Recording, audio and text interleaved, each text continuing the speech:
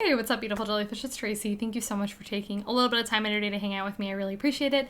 I am so shocked that I have never done a video talking about the EDH ban list, considering I've been talking about Commander on my channel, I'm pretty sure since I started playing Magic, maybe a little bit after, I can't remember quite. But basically I realized I've never done a video just really kind of casually talking about the EDH ban list and kind of like my thoughts and whatnot, because I feel like if there's one thing that people have opinions on, it's ban lists. And I feel like Commander, very interestingly, and that's like the thing that I think is just so wild to me is, and I think something that people really need to like factor into a ban of a card is that when you are playing in a game of Commander, unless it's French, I'm not talking about French Commander, which if you don't know is just 1v1, that has its own separate things, we're not talking about that in this video, but when you're playing in a game of Commander and someone plays something that they think should be ban worthy or whatnot, you have to think, can that card be reasonably dealt with in a time frame?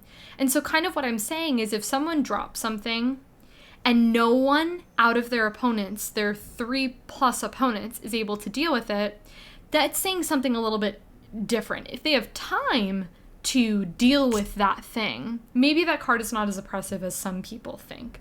And we'll deep dive into that a little bit more. But basically, I'm not going to be sitting here and talking about going through the actual ban list and going through, do I think these cards need to be banned or whatnot. That's not really the point of this video. But it's basically just to talk about like just the ban list and kind of my thoughts. So I thought we would first start talking about like why cards are banned. And I think this is such an interesting question.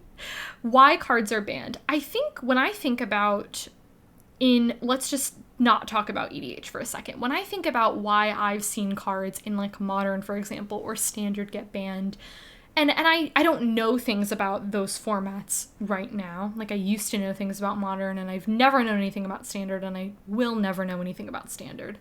But when I think about why those cards are banned, it's because they're so incredibly powerful, or they're seeing it in every deck. So let's just take like the classic like Twin. I really feel like we could just do a whole video talking about Twin, but basically that was banned for many reasons, and one reason was that it was the control deck and everyone was playing it, and Wizards was like, we're kind of just tired of seeing it. And I think that is the one thing. But one thing I think is interesting about Commander is that there are so many staples that you see in every deck. Like, let's just take a card like Soul Ring. And people have even talked about if they think Soul Ring should be banned, which I actually did a whole video about, and spoiler alert, plot twist. Like, I said in the end of the video, I was like, I don't think that Soul Ring needs to be banned. And so what I really want to get at is the difference between oppression and something very powerful. And people tend to mix those two things up. And that's where the lines get very blurry when people think a card should be banned, because they're getting oppression confused with being powerful. So I would define something powerful like a card that does powerful things. Like it alters the state of the game. It puts you at in a really great position. So let's just talk about a card that I think is very powerful, which is Sheldred. And Paul and I were just recently talking about this card. I would define Sheldred as a very powerful Magic card. Some people might sit there and disagree with me, and the reason I'm saying this is because if you're paying 7 mana for this, someone could just easily kill it. And some people are like, well, that's not even a good card. That's not even a powerful card. So here's the thing about Sheldred, is if you just cast Sheldred and then someone kills her, which you can do, I just want to note that. That's very important, is you can do that. You can just play her and then someone just goes to kill her or counters her, which is a different story. But that is something that is able to happen with her. But Sheldred really alters the state of the game for a couple of different reasons. Because one thing Sheldred does is makes it so you get to bring back a creature to the battlefield, which is great. Another really great powerful thing about her is that every one of your opponent's upkeeps, they have to sacrifice a creature. So Sheldred is able to be on the battlefield for a short amount of time or for a long amount of time, she can really help you in the game. She's also a 6/6 and she has Swamp Walk, which is great. So you can kill someone very quickly with that Swamp Walk if they do have a swamp. So moral of the story is, do I think that Sheldred is oppressive? No. Do I think she's a really good, powerful card? Absolutely. Do I think that she should be banned? No, she does not need to be banned. She's very powerful, but she doesn't break the game, and she's not oppressive. So I think it is important to talk about, well, what is oppression? What does it mean to be oppressive? And to be honest with you, my definition might look a little bit different than yours, but this is how I, as a Commander player, have gone to define it. And I think that also, too, oppression does have multiple facets to it. I think it's there's a lot of different things that go into it. And so one aspect that I wrote down about oppression is a card that is simply too, and I underlined too, good. And an example is a card that makes you win on the spot. A card that you could just drop and you can just automatically win. Now, I need to get into this before I hear comments from people, because they might say something like, well, Tracy, I run the Splinter Twin combo in 2 of my decks. And so you might be like, well, you can win with the Splinter Twin combo. But I don't define the Splinter Twin combo as oppressive. And this is where I need to explain. I think the way that something would be defined as oppressive is if other people are not able to respond to that situation. Where if I was to just able to dump Twin down and win because of something in the card, or I had a different card or whatever, and couldn't make my opponents counter my things, or whatever, that to me would be oppressive, because people can't respond to what I'm doing. Do I think the twin combo is broken? No. I think it's fine. You play it and you win. However,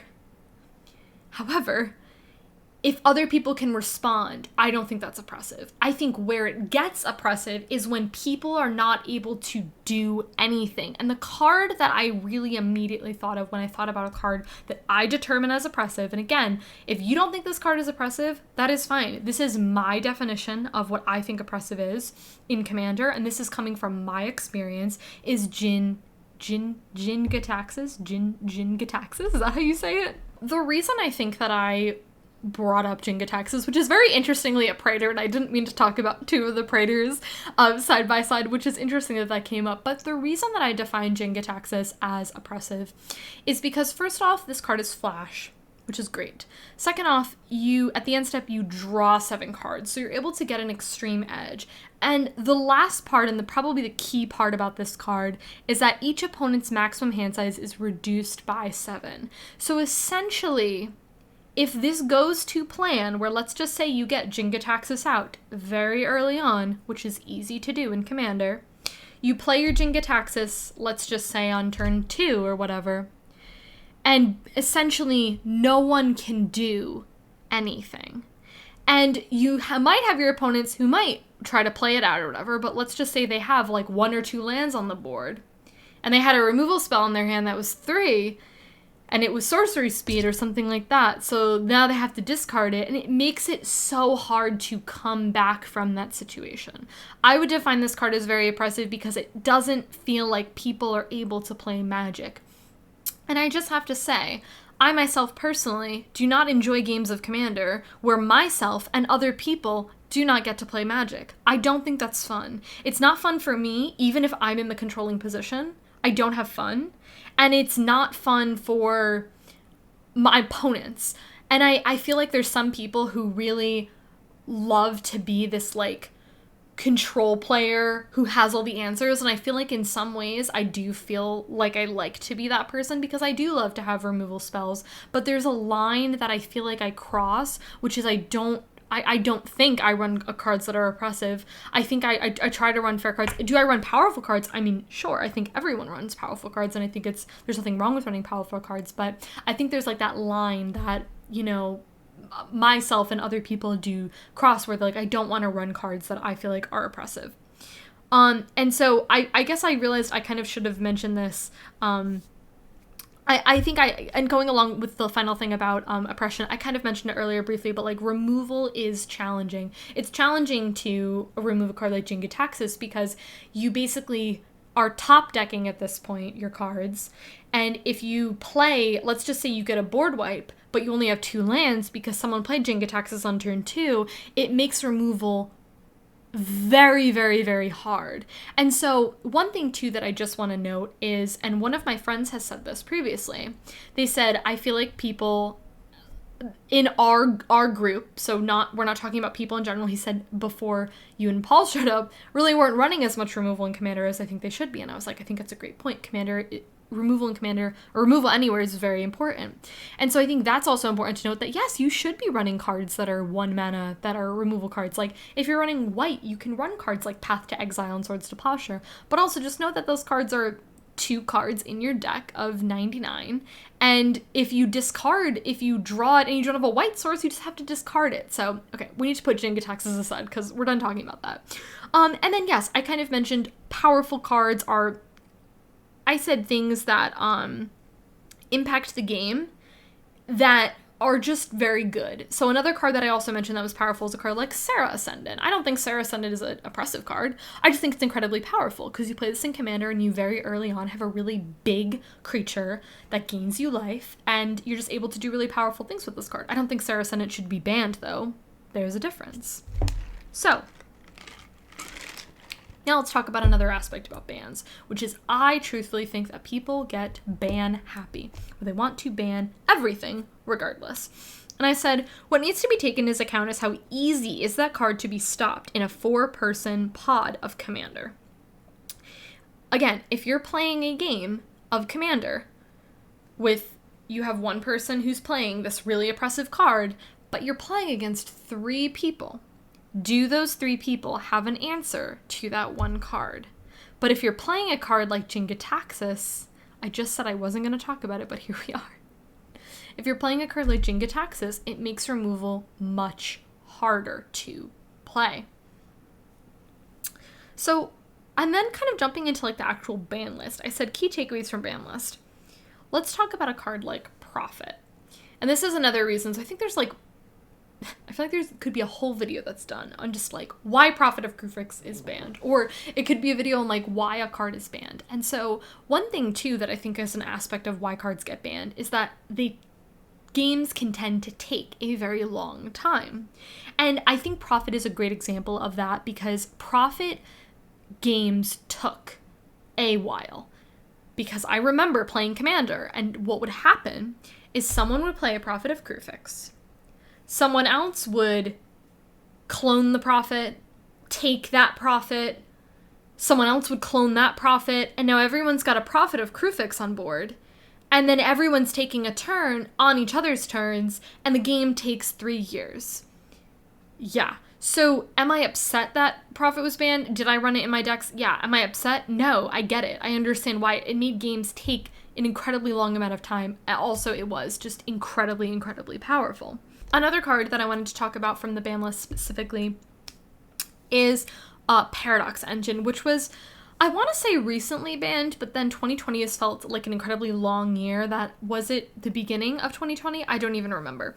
But yeah, this card, oh my goodness. I definitely do think that this card needed to be banned, and I think the problem with Paradox Engine, well, many problems. First off, it was colorless, so it made it so everyone could realistically play this card, and you cast something and you untapped all non-land permanents you control.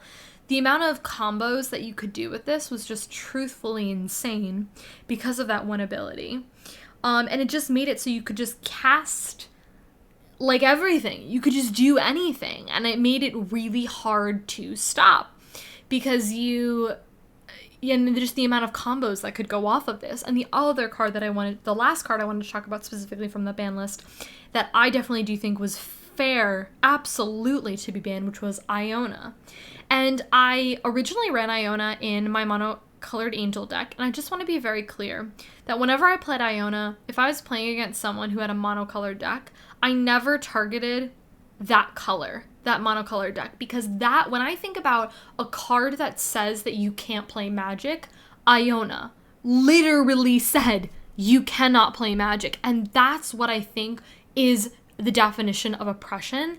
And I think Iona really made the game unfair because it didn't matter. If you could top deck a removal spell, but you were playing a monocolor deck, too bad, you can't cast it. And then now you're in a situation where you can't even progress your board and you can't even play Magic. And again, that's a situation that's not fun for me, even if I was the one casting the Iona. And it wouldn't be fun if I was sitting in that person's seat playing against the Iona. I just don't enjoy that. I don't enjoy Magic like that. That's not fun for me. And I'm sure it's not fun for a lot of other people as well. And so I also mentioned on my notes that there was like outs, like your outs to win were just so few and far between. And then you're in a situation like that where you're relying on other people. And also too, even if you are playing against Iona in a dual color deck, let's say your removal spell that you just drew is a dual colored card. Well, you're now not able to cast that because it has the color that Iona chose. So that, it was just, I think, to be honest with you, I think it actually took a lot of time for Iona to get banned, and I think that she should have banned a lot sooner than she actually was, because just not a card that I think should have gone on as long as it could, because it literally told people you can't play Magic, and I don't think that that's fair, and I think that card should have been banned a lot sooner. So anyways, that was kind of just like a brief overview talking about the ban list and kind of determining what I define as really powerful, and then like the difference between powerful and then oppression. But yeah, overall, I would just say I think when someone is talking about a card being banned in Commander, I think they do need to factor in multiple things. You know, is that card just really powerful, or is that card oppressive? I think that's important to note. And I think the other thing is how easy is it to stop when you have multiple other people in a game of Commander who can stop a person from doing something. Because, you know, someone could play, I don't know, like a Serra Ascendant, which is powerful, and then someone can just go ahead and remove it, and there's the end of the Serra Ascendant. So it's not necessarily just a big deal. So I think there's multiple things that go into it, because I do feel like people are very much like want to jump on we should just ban all these sorts of things. But I think there's multiple aspects that go into it. Then I think we need to do a lot of evaluating before that. And that's why I think it's so interesting to look at Commander compared to other formats, because when you're playing a 2-person game, you know, 1v1, that's it. If you got a removal spell, you don't. You can't rely on other people to help you out. And that's what's so fun about Commander, right? Is like all the politics aspect, and like, okay, like if you attack me, like if you don't attack me, like I'll remove that creature, or like whatever. So, you know, that's like the super fun thing about Commander that I really love. So but yeah, guys, that is it. I really like to know what opinions you guys have about the Commander ban list, and if there are cards that you think should or should not be on there. I can do a more like deep dive if you guys are interested in it, where I kind of just go through like the list and kind of give my thoughts. I know I mentioned like 3 cards pretty briefly, but yeah, I'd really like to know what you guys think in a comment below. Be sure to like this video if you enjoyed it, and subscribe to my channel if you're not already, and I'll catch you in my next one.